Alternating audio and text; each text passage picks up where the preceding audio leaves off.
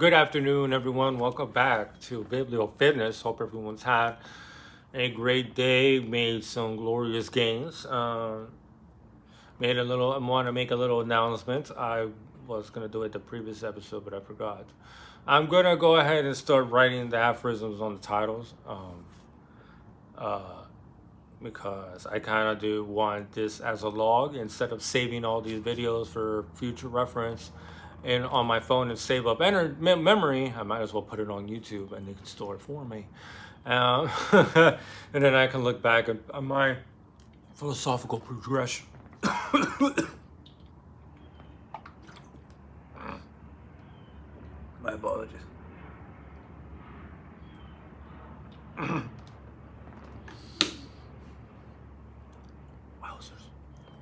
Oh, my apologies. Well, yeah, keep it as a log. I'm not going to stop doing this anytime soon. I don't give a shit about the views or anything like that. Really, this is pretty a fun exercise. Writing down is great, and now I get to talk about it. Forces one to bring all of this together, right? It's really cool. I try to keep it with the aphorism because obviously I could go on a funny tangent every single time, and I don't want to make hour streams of me talking bullshit. But it's still a great exercise, right? For learning something new. I go to the gym, might as well use this as my mental gym.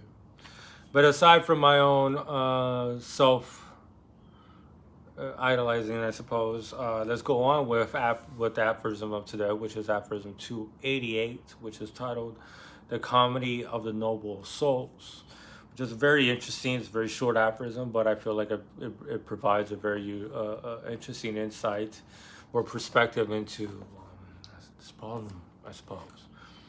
So let's go. I'm going to go ahead and read it. Quote, "Those who cannot succeed in exhibiting a noble and cordial familiarity endeavor to let the nobleness of their nature be seen by their exercise of reserve and strictness, and a certain contempt for familiarity, as if their strong sense of confidence were ashamed to show itself." End quote. So I feel like this guy, I think I'm just overthink everything at this point, but I kind of feel like it also, that's a really unique way of looking at the changing of the tide of times, right? To show noble in that way, like of the old times, like how he always tries to make that compare and contrast as to what it meant to be noble, what it meant to be virtuous, what it meant to be progressive, or whatever the case was, and how our perception of what is moral has changed drastically. And how it even relates to the nobles, how back then you used to be able to, it used to be a sense of honor and privilege to be able to exhibit your confidence in your noble stature and your victories and your power and your strength and things of that nature, and put paintings after you killing a lion and stuff like that. Very masculine and shit like that.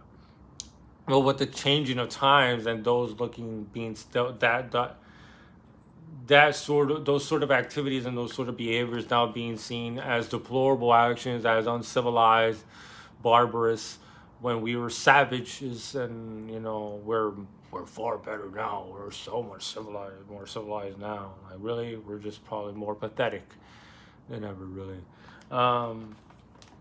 it's very mean, but it's true.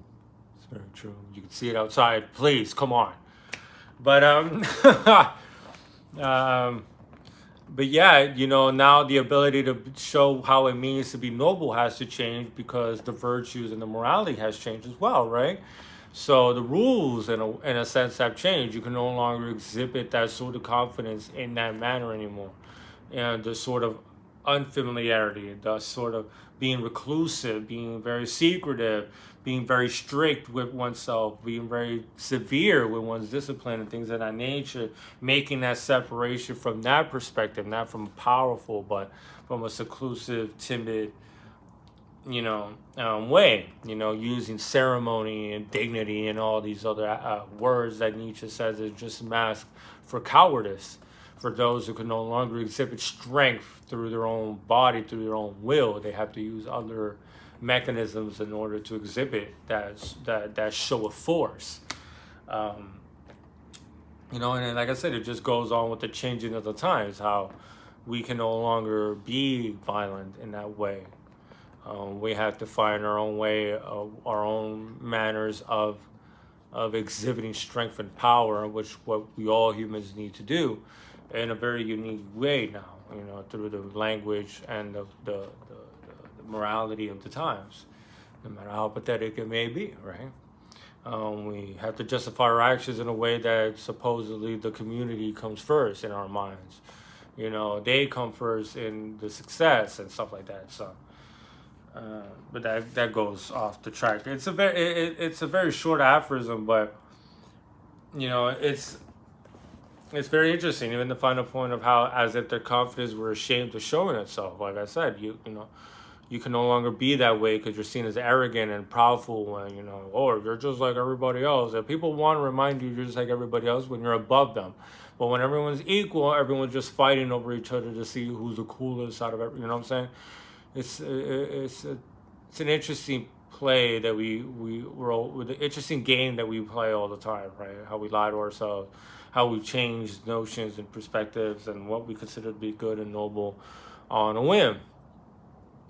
But yeah, the manner of exhibiting confidence then has changed. Everybody's, always the language of honesty and timidity, and always being dignified, and the truth always having to be, you always have to be a truthful person. And Nietzsche has made this point countless times in this book and in Beyond Good and Evil, how this is really an attempt of fear. This is all from fear. This is all from us wanting to know what everyone is doing and making it a virtue. We don't want you to be hiding anything. I want to see what you're up to.